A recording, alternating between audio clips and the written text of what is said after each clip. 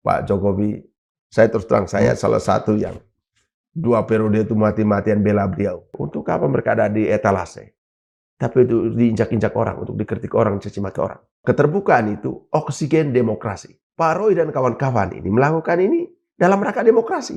Jangan masukkan kebencian dalam ruang debat publik ini. Ini debat publik. Kalau kita berdebat tentang kepentingan publik, kita nggak perlu marah. Karena kepentingan publik. Oke. Tapi kalau orang merasa akan ada yang hilang dari dia, oh itu udah lain lagi. Berarti yang dia perjuangkan kepentingannya. Maaf ya, publik mencurigai Anda. Jadi Polda harus mengeluarkan ijazah yang dia udah sita. Makanya baca KIP undang Polda kan? Ya. Minta dong, mana datanya? Dia harus buka informasi ini.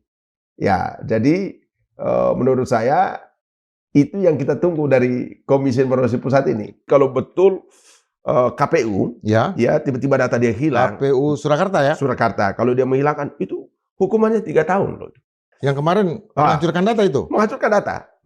Itu dengan sengaja menghancurkan data.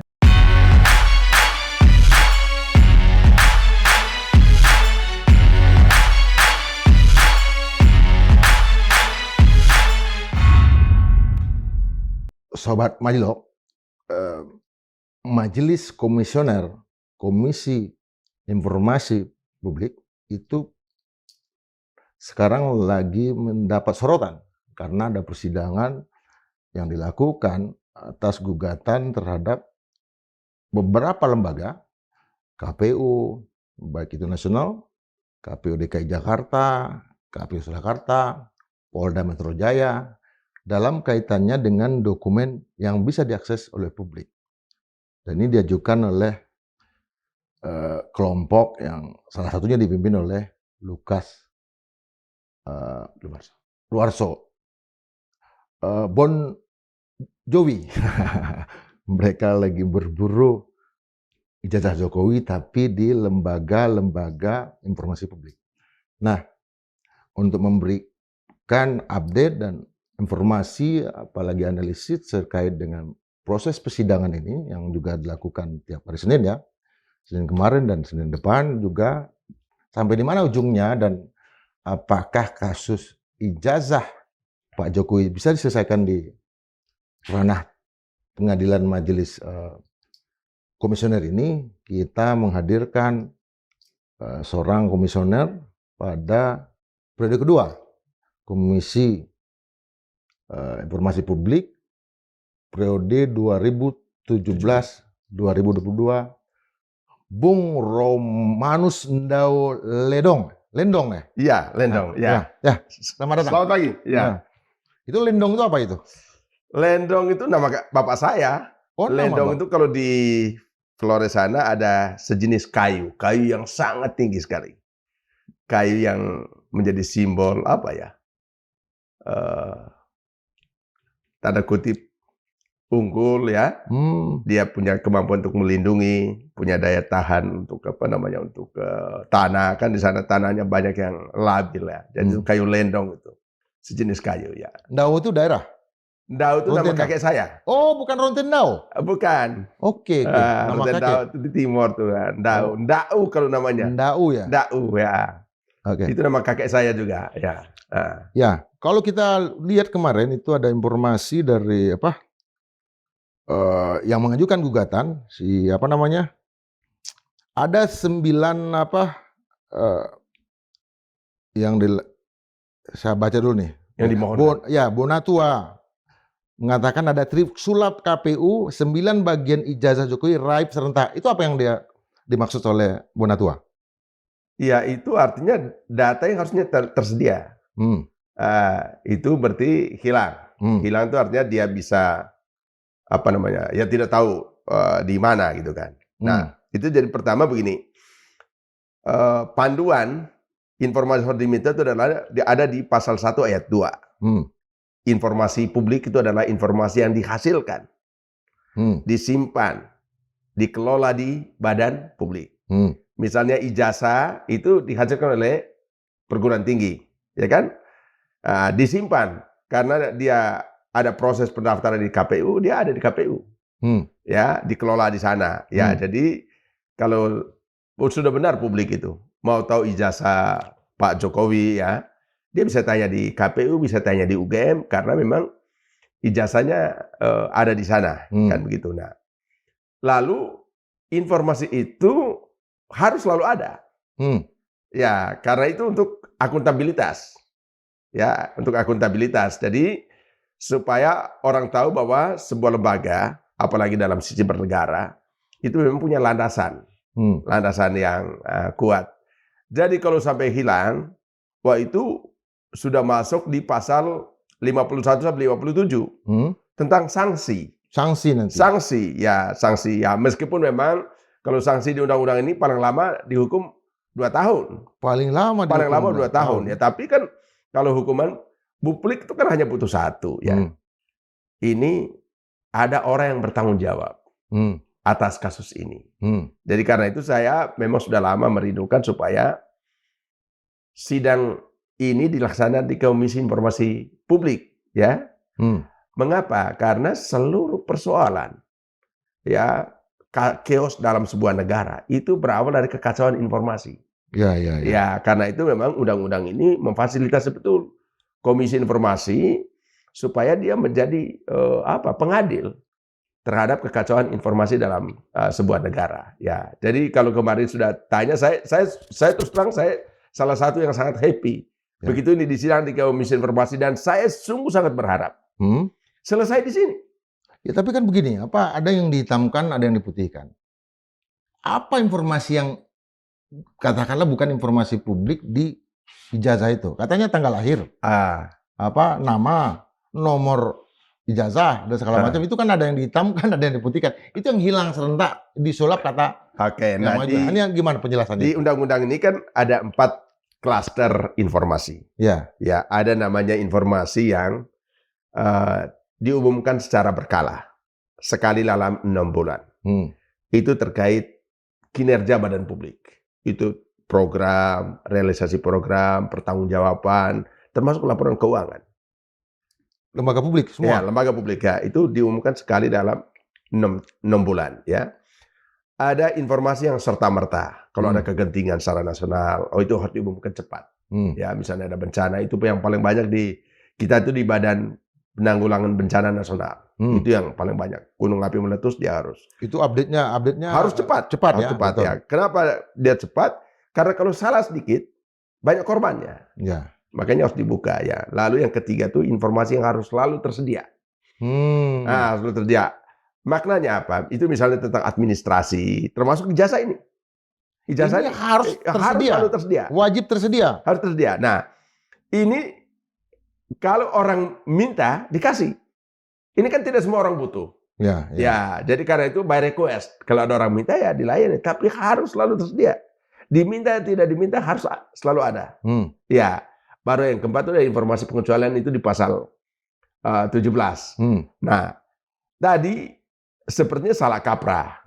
Ya, di ijazah itu informasi privat itu hanya tanggal lahir. Tapi kalau seorang presiden, ulang tahunnya udah diketahui banyak orang, ya kan? Dirayakan. Udah nggak perlu lagi. Negara ikut serta. Udah nggak perlu ditutup lagi. Lalu tanda tangan, wah itu aneh sekali itu. Wajar kalau kita mencurigai ini ada apa nih? Karena kalau saya tidak tahu, semoga saja ini karena tidak mengerti undang-undang. Ya lalu kemudian tutup segala macam. Kalau dia mengerti undang-undang itu panduannya sangat jelas. Jadi informasi yang dikecualikan tuh sifatnya tuh sangat terbatas.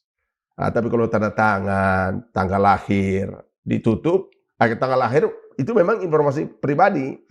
Tapi kalau seorang presiden, wah itu mah sudah jadi pengetahuan nasional, dirayakan juga secara kalau tanggal lahir seorang presiden. Alamat rumah tidak boleh, ya kan? Alamat rumah tidak boleh. Kalau di situ mencantumkan istri tidak boleh, anak tidak boleh, itu informasi privat. Jadi kalau Mas Indra ini mau posting begitu ya di medsos dengan istri, tanya dulu istri mau nggak? Jangan-jangan dia nggak mau, nggak mau diposting. Nah, memang di Indonesia itu kan banyak kekacauan terjadi karena apa yang harusnya dibuka tidak dibuka, apa yang harus ditutup malah dibuka. Nah, makanya kalau saya berharap dengan momentum ini orang-orang kita Indonesia ini belajarlah tentang untuk tahu yang mana namanya informasi publik, mana yang namanya informasi dikecualikan itu. Nah, soal tanggal lahir, kan memang untuk jadi calon presiden kan terbatas juga usianya. Nah, Dibatasi usianya ya. Apa kemarin kan untuk Gibran kan jadi 40 ya, apa di bawah 40 kan. ya. Artinya ketika tanggal lahir seorang calon presiden tidak diketahui, kan dia nanti bisa melanggar proses hukum itu juga kan. Artinya tanggal lahir itu kan harus diketahui oleh publik. Sehingga kita tahu bahwa dia bisa masuk ke misalnya jadi komisioner kan batas minimal usia 40 tahun. 40 tahun. Kan tanggal lahir harus diketahui kan. Ya, enggak, kalau kembali lagi. Ya. Kalau ini kan soal debat lagi, Ya, soal betul. debat putusan MK, jadi mungkin tidak kita masuk ke situ. Tapi kalau tanggal lahir itu memang privat, kalau ikut undang-undang itu memang harus ditutup. Ya, hanya kan kalau seorang pejabat publik itu jadi pengetahuan nasional, jadi ruginya dia kalau itu, karena begini, ada dasar untuk menutup. Itu ada namanya uji konsekuensi.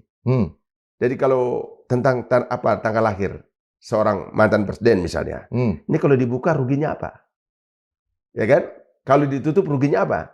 Kalau dibuka ternyata manfaatnya lebih banyak supaya semakin banyak orang yang mendoakan, ya dibuka dong. Ya kan? Tapi kalau ditutup ternyata lebih besar manfaatnya daripada dibuka, ya ditutup. Ya kan? Itu namanya uji konsekuensi, itu namanya harm test, ya. Ya, jadi tes kerugian yang terjadi kalau sebuah informasi publik informasi itu dibuka, ya. Tapi kembali lagi soal apa tadi, ya saya sebagai orang yang tahu tentang undang-undang ini merasa aneh ini. Saya sangat berharap ini karena tidak mengerti. Ya, karena kalau orang tidak mengerti kita tidak bisa salahkan, tinggal kita beritahu. Ya kan? Tapi kalau ini ditutup karena memang ada motif sengaja, ada yang mau disembunyikan, wah itu salah. Dan karena itu kita berharap ke Komisi Informasi Pusat, karena di Komisi Informasi Pusat itu dia punya hak. Jadi dasar pengecualian itu apa? Ya, nanti kan dia ada tes uji konsekuensinya. Kalau ternyata menurut uji Komisi Informasi Pusat itu tidak benar, itu dibatalkan. Yang ditutup itu dibatalkan, lalu kemudian informasi itu harus dibuka. Yang diminta sama Pak Bon Jovi ini ya, itu kan ijazah bukan seorang Joko Widodo personal, tapi seorang yang pernah maju untuk jabatan publik. Apakah itu juga harus ditutup juga? Iya, itu kan tadi sudah tentang informasi publik. Ya. Yang dihasilkan, disimpan, dikelola di badan publik, itu sudah informasi publik. Oke. Jadi dia harus dibuka. Ya, saya terus terang memang Pak Jokowi beberapa kali itu memberikan statement yang bagus tentang keterbukaan informasi. Bahwa keterbukaan itu terutama zaman pandemi, kata beliau, keterbukaan itu membantu bangsa kita keluar melewati masa COVID itu dengan baik. Jadi artinya beliau sangat tahu itu. Nah, hanya tidak tahu kenapa ini tiba-tiba ditutup. Ini kita mesti selidiki, ya. Tapi ini dugaan saya saja ya. Semoga tidak benar ya. Beliau ini kan dikelilingi oleh orang-orang yang begitu menyanjung-nyanjung, ya, menyanjung-nyanjung. Lalu ya kemudian punya pride yang luar biasa, ya. Jadi seakan-akan tidak ada cacat celah gitu kan. Ya misalnya ada kader PSI yang lalu mendaulat beliau seorang nabi gitu kan. Ya, ini orang-orang sekelilingnya. Jadi di tengah suasana seperti ini, tiba-tiba ada orang menanyakan keaslian ijazah. Mungkin tiba-tiba hatinya tergores. Kok bisa ya? Di tengah ada orang sanjung, tiba-tiba ada orang meragukan ya, saya tidak terima. Jadi ini mungkin saya nggak tahu, mungkin perlu libatkan psikolog lah dalam kasus ini. Mungkin problem psikologi saja. Artinya larinya nanti ke undang-undang kesehatan jiwa lagi kan? Ya itu urusan. Tapi menurut saya ini kan harus melibatkan berbagai dimensi, kepakaran ya untuk melihat ini ada apa nih. Ya, tapi sekali lagi Pak Indra, saya sangat berharap Komisi Informasi menjadi solusi. Ya, karena kalau misalnya sudah dinyatakan di sana bahwa itu informasi harus dibuka, ya memang banyak kejadian di Komisi Informasi itu. Kalaupun sudah diputuskan, orang tidak mau buka juga, itu tema lain. Contohnya pernah? Ada beberapa itu yang dengan badan publik saya sudah agak lupa ya. Tapi sudah diputuskan, tidak dieksekusi. Waktu era saya di Komisi Informasi ada beberapa putusan yang tidak tidak jalan gitu. Mungkin Setelah diputuskan nggak bisa dikejar lagi sama majelis ini, komisioner. ya kan selesaikan tugas kita kan. Oke. Selesai tugas kita. Memang kan begini, ini kalau kita lihat undang-undang ini nih sanksinya ringan. Ya, hukuman paling berat itu 3 tahun. Itu kalau misalnya dia menghancurkan data. Misalnya yang kemarin menghancurkan data itu. Menghancurkan data itu dengan sengaja menghancurkan data. Jadi kalau betul KPU ya tiba-tiba data dia hilang. KPU Surakarta ya. Surakarta. Kalau dia menghilangkan itu hukumannya 3 tahun loh. 3 tahun. Nah, yang dihukum siapa ini? Ya yang menghancurkan data itu. Yang menghancurkan data itu. Pihak ininya apa? Bukan ketuanya, stafnya biasa? Siapapun yang ini tinggal polisi selidik tuh siapa yang hancur. Nah, kalau staf biasa kan pasti ada yang perintah dong. Yang punya kewenangan di bidang itu ya? Punya kewenangan. Itu yang dikejar ya? Iya. Jadi kalau lihat itu, saya dalam hati, ini KPU apa ya? Dia sadar nggak bahwa ini punya resiko yang besar. Ya, karena kalau ikut undang-undang KIP itu, menghancurkan data, itu hukumannya paling berat. 3 tahun. 3 tahun? 3 tahun. Ya. Kalau yang menghitamkan dan yang memutihkan itu, dia stabilo. Itu apa namanya? Kalau dengan sengaja, itu namanya tidak memberikan. Tidak memberikan. Jadi bukan, saya punya data ini. Saya punya informasi. Kemudian ada orang yang mencoret, pada itu sedang disimpan di lembaga publik. Ya. Itu kan juga tindak kriminal. Ya, tindak kriminal karena itu artinya dia tidak melayani permintaan informasi. Ya, tapi kenapa dia harus stabiloin, dihitamkan? Nah, yang paling berat itu adalah kalau data ini tiba-tiba hilang sama sekali. Tiba-tiba hilang, oke. Tapi kalau ini kan ditutup. Ini kan masih bisa diselidiki. Ya kan? Iya. Masih diselidiki kan tidak. Tapi tidak bisa dibaca. Ya pasti kan selain dokumen ini kan ada dokumen lain dong mereka simpan. Ya kan? Jadi misalnya Pak Indra datang, dia punya file sekian ya toh. Karena saya datang minta saya kasih satu file dong. Tapi ketika maju di majelis ini kan yang mereka udah kerjain itu yang muncul. Tinggal nanti kalau nanti KIP memutuskan bahwa penutupan informasi ini tidak berdasar, ya tinggal dibatalkan. Sehingga kemudian dia harus membuka file-file lain. File lain yang mereka punya. Nah, yang paling berat ini adalah kalau tiba-tiba seluruh dokumen ini hilang. Jadi tidak ada jejak. Apa yang dimaksud dengan UGM itu menyimpan 500 apa itu? 500 yang dikejar itu apa? Ya, saya kemarin bicara di Sentana itu, saya bilang ini sepertinya UGM ini tidak profesional dalam mengelola informasi publik ya. Saya kemarin sudah bicara bahwa di zaman saya itu UGM bagus loh. Salah satu perguruan tinggi yang sangat informatif. Jadi di Komisi Informasi itu setiap tahun ada awarding keterbukaan itu. Jadi yang paling tinggi itu informatif. Itu artinya begini, pengelolaan informasinya bagus, ya pelayanannya bagus, penggunaan media sosialnya bagus, sehingga tentang UGM itu bisa diakses oleh masyarakat dengan sangat baik. Informasi apa saja. Informasi apa saja. Nah, tapi yang terjadi kemarin ternyata tentang ijazah juga tidak bagus cara menjawabnya ya.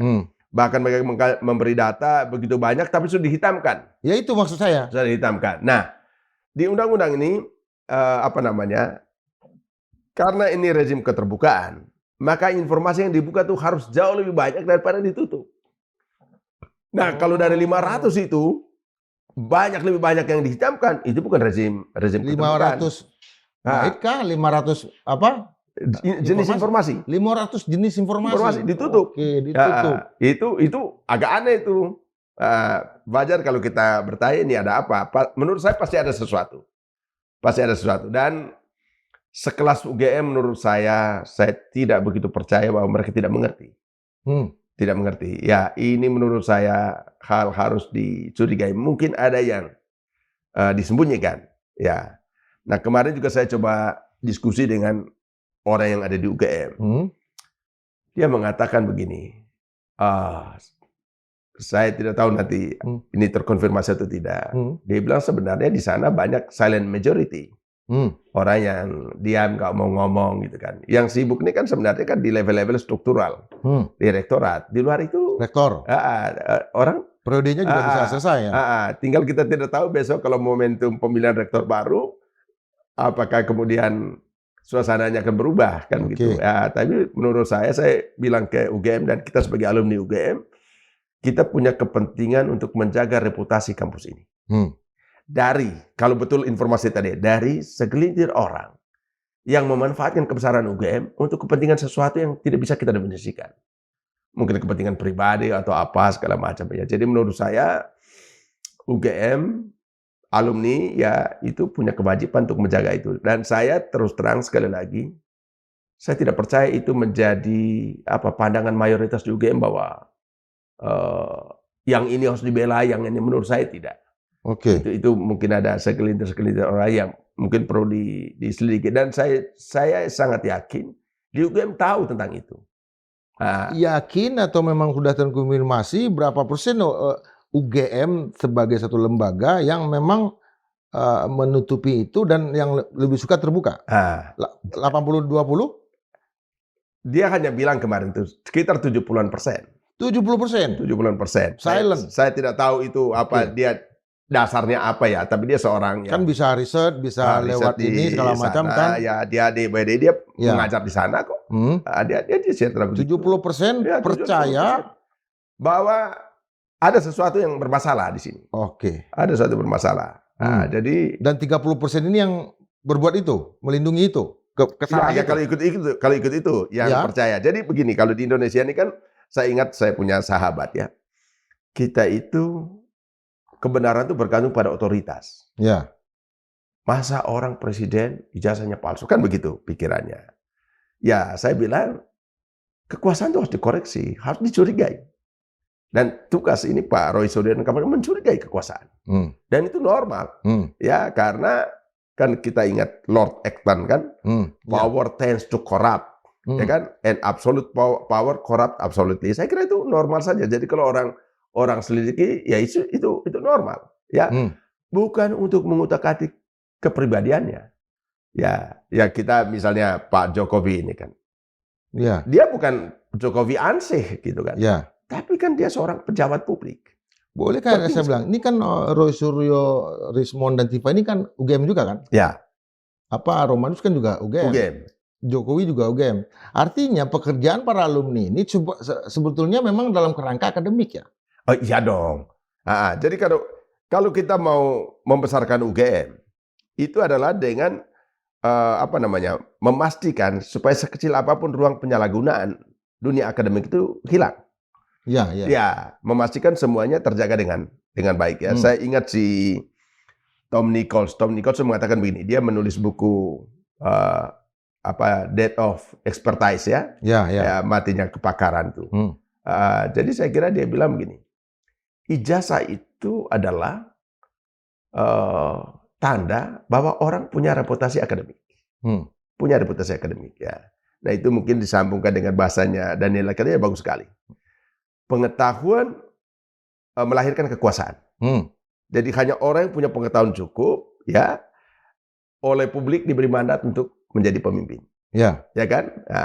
Knowledge is power. Ya kan begitu ya. Lalu kekuasaan harus menghasilkan pengetahuan. Jadi kalau orang sudah punya kekuasaan, dia juga harus memberi ruang pencerdasan publik. Dan dia harus menjadi contoh bahwa dia memang punya kadar akademik yang sangat bisa diandalkan. Apa kadar akademik itu? Salah satu apa? Kita boleh saja salah, tapi kita tidak boleh bohong. Nah saya kira poin yang ini, saya terus terang Pak Indra, saya di kampus kadang-kadang bingung ya mengajar anak-anak ya. Ketika kita bilang, yuk sekolah yang benar, ada yang nyeletuk, alah Pak, ijazah nggak jelas saja bisa jadi pemimpin. Ini kan demoralisasi pendidikan yang sangat serius. Sangat serius. Makanya menurut saya, satu hal yang selalu saya lihat di medsos, ini kan penyesatan ya. Nggak penting ijazah, yang penting kinerja, kan gawat. Ya kan? Yang penting berbuat jelas. Menurut saya ini pendidikan yang buruk sekali. Lama-lama ustadz kita nggak didengar orang. Yang penting orang buat jalan, yang penting orang buat jembatan. Lama-lama para pastor, uskup tidak didengar orang. Yang penting orang yang kasih makan orang jelas. Kan gawat sekali. Karena saya lihat, satu saya kira, kuatnya sebuah bangsa itu karena karakter. Karena pendidikan yang memadai. Nah kita butuh itu. Terkait dengan yang dirindukan masyarakat sekarang itu kan kita tidak hanya butuh pemimpin yang bekerja banyak, tapi juga pemimpin yang jujur. Nah, saya kira poinnya kan kita ini kan ya bukannya kita mengatakan Pak Jokowi nggak jujur kan gitu ya. Ya kita nggak tahu beliau ada agenda apa. Sampai sekarang nggak jujur ya. Tapi dengan karena belum terbukti. Dengan tidak membuka ini, lalu wajar dong orang tiba-tiba mencurigai, ya kan? Saya dapat informasi dari seseorang ya, yang dia mengatakan ini kalau dia cek di netizen itu, kelompok yang semakin meragukan kejujuran ini, itu malah bertambah. Malah bertambah. Nah, kalau makanya saya selalu bilang, aduh Pak Jokowi ya, yang dikenang orang itu kan terakhir itu kan nama baik. Nama baik ya. Pepatah kita sejak lama itu. Kita beri contoh. Gajah mati meninggalkan gading. Kan begitu, ya. Misalnya di Amerika, Thomas Jefferson itu dikenang orang. Kenapa? Karena keteguhan hatinya. Jadi dia John Adams yang saingan politiknya, dia angkat jadi wapresnya. Atau pengacara yang dulu memaki-maki dia karena bodoh, dia angkat jadi jaksa agung. Itu kan keren itu. Nah, saya rindu sekali Pak Jokowi. Saya terus terangnya secara pribadi, saya pernah menulis di Kompas tentang barisan infrastruktur Joko Widodo. Keren memang. Di Papua, di mana itu dibangun, itu citra-citra baik. Nah, menurut saya itu harus diperkuat dengan soal-soal begini nih. Jangan sampai informasinya tapi informasinya infrastruktur ini kan juga seperti yang dibangun di NTT kan banyak sekali Banyak sekali ya, terlepas dari kemudian banyak yang ternyata tidak berfungsi dengan baik. Mungkin karena tim yang kerja juga tidak karena ini kan kompleks ya. Ya, betul. Tapi niat untuk membangun itu positif. Itu positif, itu menjadi citra yang baik ya. Orang Papua itu mengenang itu karena Trans Papua itu kan dibangun dengan baik kan begitu. Nah, tapi hutannya juga hutannya juga. Nah, jangan sampai gara-gara ijazah ini lalu semua yang baik ini hilang. Kalau kita lihat kan knowledge is power. Sekarang information is power. Ini yang mau dibuktikan kan? Yang memiliki otoritas, power terhadap informasi tentang ijazah ini siapa? Komisi Informasi Pusat. Dengan sidangnya dengan sidang. Kalau ikut undang-undang KIP itu memang begini. Kalau dia datang ke UGM, minta informasi dia kasih, sudah selesai. Ya kan, artinya karena ini kan konflik informasi. Nah, yang jadi soal adalah di UGM kayak memberikan narasi bahwa beliau betul kuliah di sini kan segala macam. Kan tidak cukup. Ya, karena orang tuntut bukti. Ya, jadi tidak bisa sebuah peristiwa tentang benar salah itu hanya berdasarkan narasi. Ya, karena Pak Roy dan kawan-kawan minta datanya mana? Datanya mana? Ya kan, karena itu verifikasi yang paling otentik itu ya data yang tertulis itu. Kalau kita lihat kan dalam kasus ini kan ijazah itu sudah disita sama Polda Metro Jaya. Sebetulnya KPU kenapa menstabilu itu karena ini merasa status ini disita sudah sama Polda. Jadi ini bagaimana lagi dengan Polda ini yang menyita? Kalau ikut pola itu apa? Kalau ikut pola itu, pertama memang saya terus terang karena saya rindu sidangnya itu di Komisi Informasi. Begitu dia lari ke Polda, menurut saya ya nggak relevan menurut saya. Jadi Polda harus mengeluarkan ijazah yang dia udah sita. Makanya wajar KIP undang Polda kan? Minta dong, mana datanya? Karena sekali lagi, sekalipun dia mengatakan untuk proses hukum dia sita dulu dan di pengadilan nanti, tapi dalam sidang ini itu bisa dikejar. Bisa dikejar, harus dikeluarkan di sana, nggak perlu di pengadilan. Gimana hukumnya? Jadi tadi saya sudah bilang, Undang-Undang 14 2008 itu memang beri fasilitas kepada bangsa ini untuk menyelesaikan soal informasi itu di Komisi Informasi. Ya, baik pusat maupun daerah ya, di provinsi, ada juga di kabupaten kota kan begitu. Karena sekali lagi seluruh chaotic yang kita alami hari ini nih karena kesimpang siuran informasi. Makanya kalau seluruh sengketa karena informasi itu diselesaikan di Komisi Informasi, itu lebih ringan bangsa ini. Nah, tapi ternyata orang lari ke Polda. Padahal ini kan soal informasi, ya kan? Dia kan hanya minta ijazah. Ya, lalu kemudian dituduh itu fitnah segala macam yang saya sebagai orang yang tidak mengenal hukum, saya tidak mau terlalu tahu ke arah sana lah. Menurut saya nggak perlu masuk lah. ITE segala macam kejauhan lah ya, kejauhan lah ya. Ya, tapi karena ini memang sengketa, ini kan namanya sengketa informasi publik.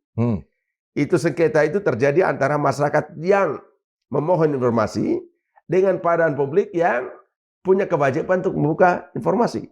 Ya kan? Jadi memang sebenarnya kemarin kalau Pak Roy mereka segera ke Komisi Informasi, sudah selesai di situ. Tidak perlu berlama-lama sampai berapa tahun begini. Dan artinya kalau dari proses tadi kan sebetulnya Pak Jokowi sebagai pemilik data, ijazah sebagai informasi publik, itu nggak apa hubungannya dia tersinggung kan? Nah itu tadi, itu maka saya bilang tadi, mungkin ini iklim ya. Ya, artinya kalau di komisi ini dia bisa tersinggung juga nggak? Kalau itu dia harusnya tidak. Harusnya tidak. Karena Roy ini kan tidak sembarang minta. Roy ini minta karena undang-undang memberi jalan ke situ. Mana berani kita sembarang aja minta informasi orang. Saya misalnya begini, Pak Indra. Pak Jokowi ini presiden 10 tahun. Jaringan kekuasaan sangat luas. Ya, masih sangat powerful. Kalau Pak Roy mereka ini memang dengan sengaja ingin mencelakai Pak Jokowi, menurut saya bodoh banget. Itu memberi kepala, mau dipenggal orang. Ya kan? Tapi kenapa cacing mau menekan naga ya? Betul ya. Tapi kenapa sampai seberani ini?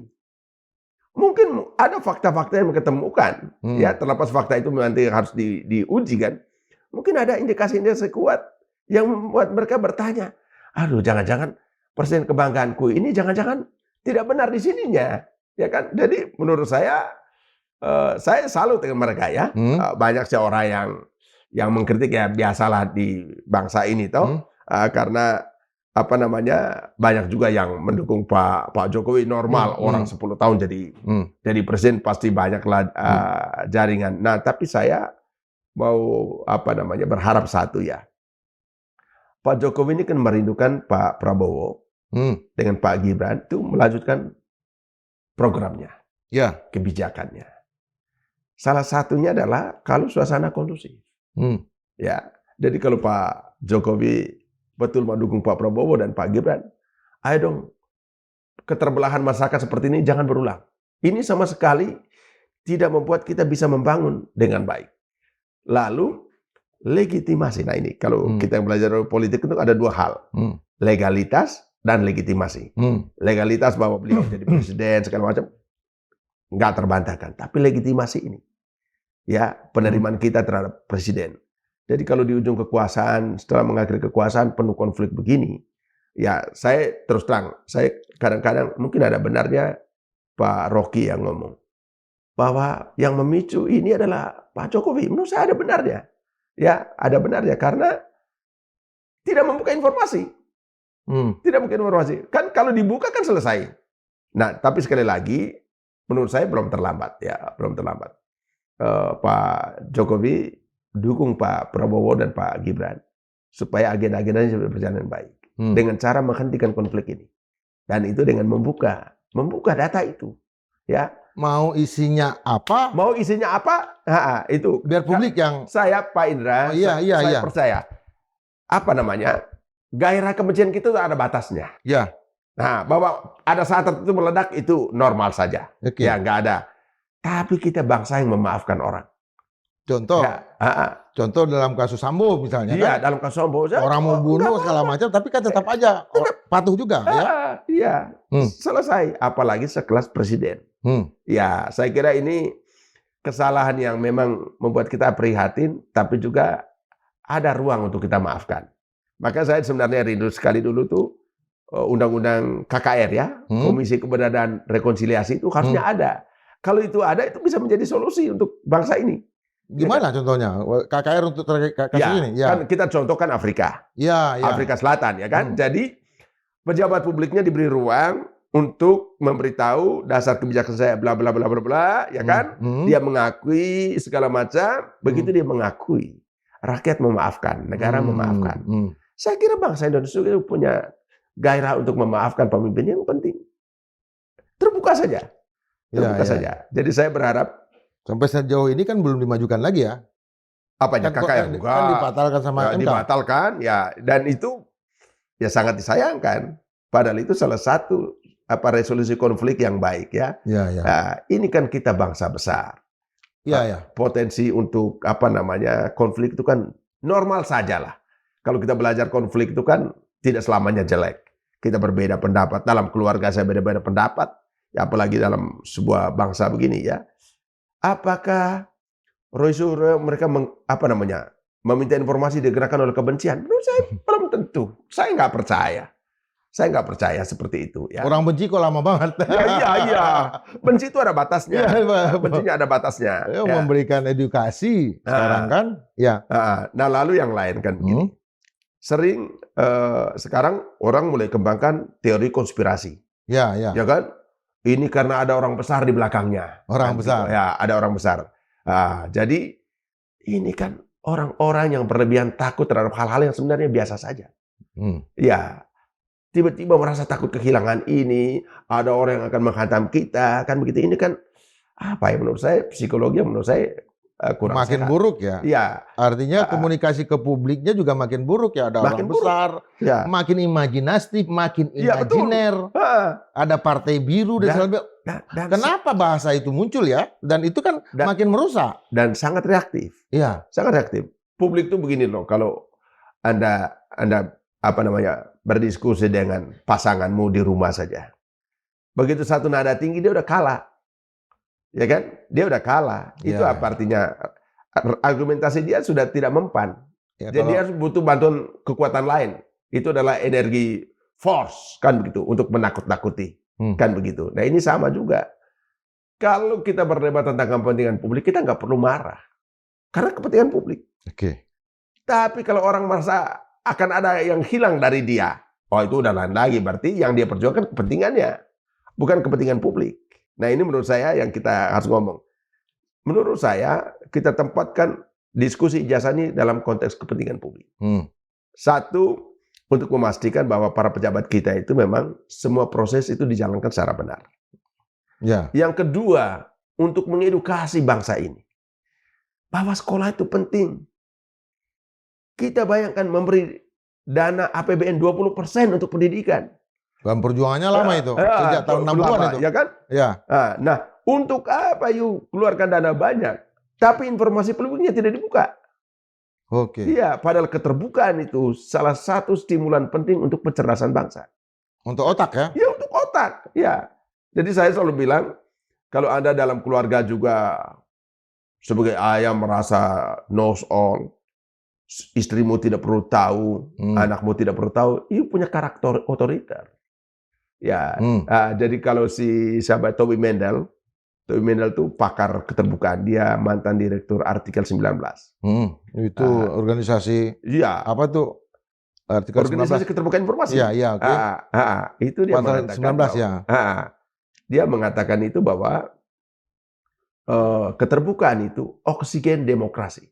Oksigen demokrasi. Pak Roy dan kawan-kawan ini melakukan ini dalam rangka demokrasi. Ya kan? Dia meminta informasi. Dia kan tidak datang rampok ke rumahnya. Dia tidak datang paksa-paksa. Dia minta. Dan itu normal sekali. Setiap orang yang memiliki informasi dia kejar. Iya. Dosennya dia kejar, ininya dia kejar, segala macam. Iya. Sampai juga sempat ke makam ya. Iya. Dan di undang-undang ini menekankan pentingnya the right to know. The right to know. The right itu hak untuk tahu. Ya. Jadi dia difasilitasi betul bahwa kalau orang minta informasi, yuk kasih. Ya, tanpa perlu, emang siapa kamu? Untuk apa kamu? Nggak ada. Itu aja absolut betul itu. Jadi kalau dia bilang, saya minta supaya saya tahu saja. Sudah cukup. Sudah cukup. Jadi apa artinya? Bangsa ini sudah menyiapkan betul instrumen untuk memudahkan orang mendapatkan informasi publik. Dan itu juga diatur dalam pasal 28F. Setiap orang berhak untuk berkomunikasi dan Undang-Undang Dasar. Iya, dan 28F kan begitu. Setiap orang berhak untuk mendapat informasi dan komunikasi untuk pengembangan diri dan lingkungan sosial. Jadi sangat jelas kalau saya misalnya minta ijazah Pak Jokowi, ya mungkin bagian dari idola saya. Atau sebagai orang filsafat UGM ya. Iya, sebagai filsafat UGM. Bangga dong saya. Satu alumni. Ya, sesama alumni. Sama mantan presiden. Sehingga kalau orang saya... Ronte Dao, Pak Presiden ya. Iya. Jadi kalau orang bilang, saya dari kampus terkenal loh, kenapa? Presiden kita dari kampusku. Betul, Saya boleh sebagai kebanggaan, ya kan? Ya. Makanya punya saya hak untuk ngejar itu ya. Iya, kita hanya kejar itu. Dan makanya sekali lagi saya bilang, jangan masukkan kebencian dalam ruang debat publik ini. Ini debat publik, debat untuk kepentingan publik, ya kan? Jelas. Jadi kalau Anda terlalu banyak menggunakan diksi-diksi yang merendahkan orang, maaf ya, publik mencurigai Anda, ya kan? Anda siapa nih? Ya, Lihat ke sini. siapa yang selalu apa namanya memojokkan orang kan begitu, sampai menyinggung fisik orang. Aduh, ini apa nih bangsa ini nih? Dan saya terus terang, saya prihatin. Aduh, Pak Jokowi, saya terus terang, saya salah satu yang 2 periode itu mati-matian bela beliau. Ya, saya mau supaya beliau itu setelah landing ini semua cerita baik yang ada di beliau. Dan menurut saya kalau dia buka ijazah ini, boleh nama baiknya. Ya, karena seorang mantan presiden itu kalau dipersoalkan orang, ya nggak usah banyak-banyak lah. 10% aja orang tidak percaya itu celah loh dalam hidup. Bayangkan 10% dari 280 juta. Itu angka yang sangat besar. Betul. Iya kan? Nah, saya sering berpikir begini. Ya, kembali lagi tadi harkat. Seorang itu kan nama baik ya. Saya kadang-kadang pikir, untuk apa mereka ada di etalase? Tapi itu diinjak-injak orang, untuk dikritik orang, caci maki orang. Proses sidangnya sendiri, ujungnya kemana ini? Ya, ujungnya kalau nanti Komisi Informasi Pusat ternyata, kalau dugaan saya ya, saya. Kalau yang dihitamkan tadi ternyata itu tidak sah. Ya, maka itu dibatalkan oleh Komisi Informasi. Karena kalau begini, kalau nanti ini dihitamkan, ya nanti ditanya mana uji konsekuensinya. Misalnya dia tunjukkan, karena ini tidak sah, ini dibatalkan oleh Komisi Informasi. Ya, lalu kemudian dia harus buka informasi ini. Ya, jadi menurut saya itu yang kita tunggu dari Komisi Informasi Pusat ini. Yang pihak yang menjelaskan ini kan dari UGM kah, Polda kah, atau semua yang bersidang itu bisa ya? Bisa, dikejar semuanya bisa. Polda misalnya dia hitamkan, ya dia harus batalkan ini. Kan kalau ini dibatalkan, kan panduannya untuk menghitamkan sebuah informasi itu adalah karena pasal 17. Nah, pasal 17 itu informasi dikecualikan itu adalah informasi yang terkait pertahanan negara. Ya, intelijen negara itu nggak boleh dibuka. Terkait dengan sumber daya alam, kekayaan itu tidak boleh dibuka. Ini pasti terkait ijazah nggak ada semua sini. Tidak ada semua. Itu sini. Bukan kekayaan alam, bukan tidak ada intelijen negara. Jadi kalau ada informasi kalau ijazah ini dibuka akan chaos. Ini apa yang omongan? Apa yang chaos? Apa yang chaos nih? Ya kan? Nggak ada urusan dengan intelijen negara tidak, rahasia negara tidak. Karena ini kan apalagi kan sudah dibuka di KPU Surakarta, di KPU DKI, di KPU Pusat. Ya kan? Jadi sudah pasti ini informasi yang dibuka. Jadi kalau kemudian dihitamkan, maka saya bilang tadi semoga karena mereka tidak mengerti. Tapi kalau memang disengaja bisa dihukum ya? Ya, kalau disengaja dihukum. Nah, katakanlah begini, memang itu pada akhirnya kembali. Boleh yang dihitamkan sekali balik, ada ijazah yang ditunjukkan. Nah, bisa juga nggak proses pembuktian ijazah ini palsu atau tidak, sidang yang lain ya? Kalau dia tidak apa namanya? Enggak, udah dibuka nih ijazahnya. Polda menyerahkan. Ya. KPU menyerahkan. Lalu pasti kita lihat, oh ini palsu. Itu bukan sidangnya KPI ya? Bukan di situ lagi. Itu di tempat yang lain. Tempat yang lain. Tapi yang ini udah selesai dulu. Selesai dulu ya. Selesai di sini. Ini yang kita mau bawa ke pengadilan yang lain. Ini dulu selesai ya? Selesai di KIP dulu. Yang pakai kacamata atau tidak ya? Iya.